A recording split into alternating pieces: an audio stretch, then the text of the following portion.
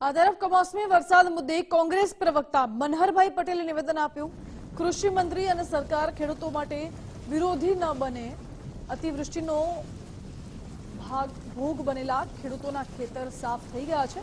ખેડૂતોને બચવા માટે સરકાર એકમાત્ર આધાર છે। સર્વે વળતર સહાયની વાતો છોડો, સંપૂર્ણ દેવા માફ કરો તેવું મનહરભાઈએ કહ્યું।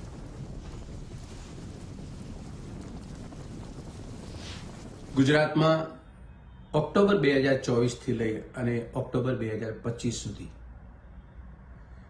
4 થી 5 એવા કુદરતી પ્રકોપ જેના કારણે ગુજરાતના અન્નદાતાઓની ખેડૂતોની ખેતી બરબાદ થઈ ગઈ। આ કોઈ કહેવા જેવી કે કોઈ સમજાવી દેવા જેવી વાત નથી, પણ વાસ્તવિકતા છે।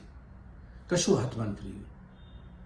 એક વર્ષની અંદર 2 ખરીફ ઋતુ અને 1 રવિ ઋતુ, 3 સિઝન જ્યારે સતત ખેડૂતોની નિષ્ફળ જાય અને કાપણી સમયે જ્યારે આ આપતકાલીન પરિસ્થિતિ સર્જાય, વીમો ન હોય, સરકારની બીજી કોઈ વિશેષ સવલત ન હોય, માત્ર ઉપર આકાશ ને નીચે ધરતી વચ્ચે ખેતી કરનારા ખેડૂત પ્રત્યે આટલી અમાનુષી ભર્યો પ્રકોપ જ્યારે કુદરતનો વરસે, ત્યારે મા બાપ બરાબર એકમાત્ર સરકાર ઉપર એને ભરોસો છે।